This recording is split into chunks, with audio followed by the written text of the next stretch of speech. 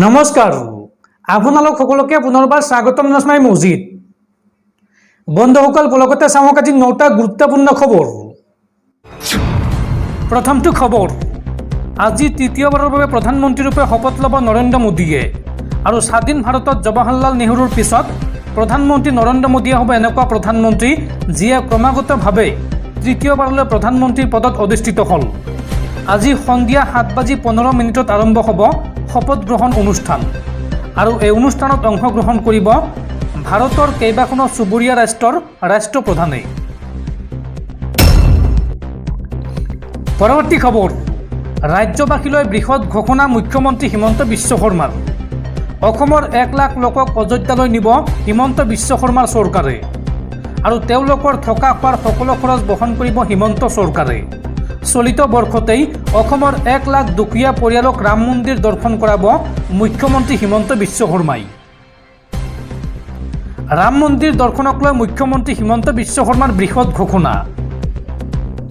অসমৰ 1 লাখ লোকক ৰাম মন্দিৰলৈ নিব অসম চৰকাৰে। ৰাম মন্দিৰ দৰ্শনৰ ইচ্ছা থকা 1 লাখ লোকক আগবঢ়াব এই সুবিধা।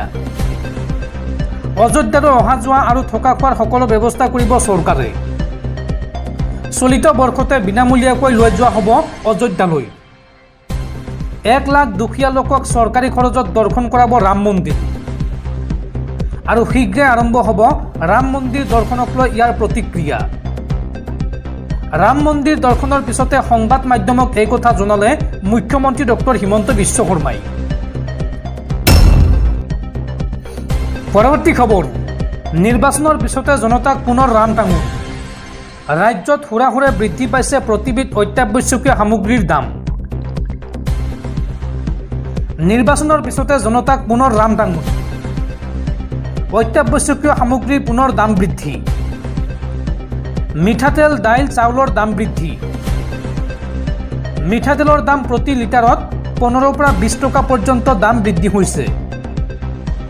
মচুৰ দাইলৰ দাম প্ৰতি কেজিত বৃদ্ধি হৈছে 5 পৰা 10 টকা আৰু বুটৰ দাইলত 15 টকা পৰ্যন্ত দাম বৃদ্ধি পাইছে। চাউলৰ 26 কিলোৰ বেগত 60 টকাৰ পৰা 100 টকা পৰ্যন্ত দাম বৃদ্ধি হৈছে আৰু পেট্ৰল ডিজেলৰ লগতে বৃদ্ধি পাইছে অত্যাৱশ্যকীয় সামগ্ৰীৰ দাম। সামগ্ৰীৰ বজাৰত সাধাৰণ জনতা এতিয়া যাব নোৱাৰা অৱস্থাৰ সৃষ্টি হৈছে আৰু ইমানৰ পিছতো নীৰৱ দৰ্শকৰ ভূমিকাত ৰাজ্যৰ যোগান বিভাগ। বন্ধুসকল, তাৰপিছত 4 নম্বৰ খবৰটো জনোৱাৰ আগতে আপোনালৈ এটা সৰু ৰিকুৱেষ্ট, যদি তেওঁলোকে এইটো ভিডিঅ'ত লাইক কৰা নাই তেন্তে প্লিজ এটা লাইক কৰি দিয়ক আৰু এনেকুৱা ধৰণৰ নতুন নতুন ভিডিঅ' পাবলৈ চেনেলটো ছাবস্ক্ৰাইব কৰি কাষত থকা বেল আইকনটো প্ৰেছ কৰি ৰাখক। পৰৱৰ্তী খবৰ, বেছিদিন নীতিকে এইবাৰৰ মোদী চৰকাৰ। চৰকাৰ গঠন কৰা আৰু চৰকাৰ চলোৱা দুয়োটা বেলেগ বস্তু। প্ৰধানমন্ত্ৰী মোদীৰ শপত গ্ৰহণৰ পূৰ্বে এই বিস্ফোৰক মন্তব্য কংগ্ৰেছী সাংসদ ৰেণুকা চৌধুৰীৰ। কিমান দিন চলিব নৰেন্দ্ৰ মোদীৰ তৃতীয় চৰকাৰ? প্ৰধানমন্ত্ৰী নৰেন্দ্ৰ মোদীৰ তৃতীয়বাৰ শপত গ্ৰহণৰ পূৰ্বে বিস্ফোৰক মন্তব্য কংগ্ৰেছী সাংসদৰ। বেছিদিন নীতিকে এইবাৰৰ মোদী চৰকাৰ। কিমান দিন চলে নৰেন্দ্ৰ মোদীৰ এই চৰকাৰ আমি চাই লওঁ। চৰকাৰ গঠন কৰা আৰু চৰকাৰ চলোৱা দুয়োটা বেলেগ বস্তু। কিমান দিন চলিব এইখন চৰকাৰ? কংগ্ৰেছী সাংসদ ৰেণুকা চৌধুৰীৰ এই বিস্ফোৰক মন্তব্য। পৰৱৰ্তী খবৰ, এইবাৰ বিপদত পৰিছে বিজেপিৰ বিধায়ক মৃণাল শইকীয়া। মৃণাল শইকীয়াৰ বিৰুদ্ধে নামনি অসমৰ লোকক অপমান কৰাৰ অভিযোগ উত্থাপন হৈছে আৰু ঘটনা সন্দৰ্ভত থানাত এজাহাৰ দাখিল মৃণাল শইকীয়াৰ বিৰুদ্ধে। খুমটাইৰ বিধায়ক মৃণাল শইকীয়াৰ বিৰুদ্ধে এজাহাৰ দাখিল। শংকৰদেৱ যুৱ মঞ্চৰ বঙাইগাঁও জিলা সমিতিৰ সম্পাদকে অভয়াপুৰী থানাত দাখিল কৰিলে এজাহাৰ। নামনি অসমৰ লোকক ভিক্ষাৰী বুলি অপমানসূচক মন্তব্য কৰিছিল বিজেপিৰ বিধায়ক মৃণাল শইকীয়াই। উজনি অসমৰ বাবেহে নামনি অসমৰ লোক চলি আছে বুলি মন্তব্য কৰিছিল মৃণাল শইকীয়াই আৰু মৃণাল শইকীয়াৰ এই মন্তব্যৰ বিৰুদ্ধে এতিয়া জাঙুৰ খাই উঠিছে নামনি অসমৰ লোকসকল আৰু ঘটনা সন্দৰ্ভত অভয়াপুৰী থানাত দাখিল কৰা হৈছে এজাহাৰ।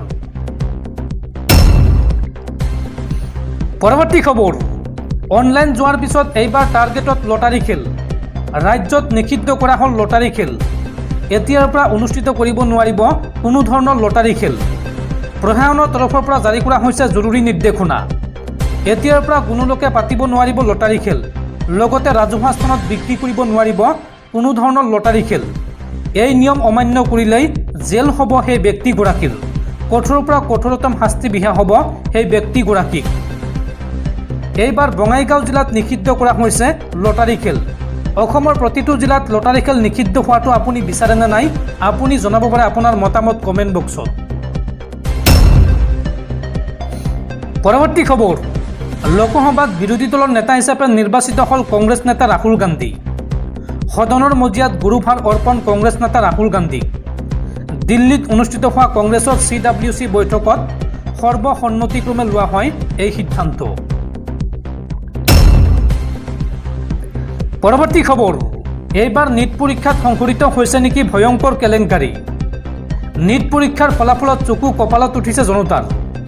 একেটা পৰীক্ষা কেন্দ্ৰৰ পৰা 6 গৰাকী শিক্ষাৰ্থীয়ে পালে 720ৰ ভিতৰত 720 নম্বৰ। প্ৰথমে প্ৰশ্ন কাকত ফাদিল আৰু তাৰ পাছত ফলাফলত বিসংগতি। অন্ধকাৰাচ্ছন্ন দেশৰ লাখ লাখ শিক্ষাৰ্থীৰ ভৱিষ্যত। আৰু নীট পৰীক্ষাৰ এই ফলাফল বিতৰ্কক লৈ নীট পৰীক্ষা পুনৰ অনুষ্ঠিত কৰাক লৈ বিশ্লেষণৰ বাবে বিশেষজ্ঞ কমিটি গঠন শিক্ষা মন্ত্ৰালয়ৰ।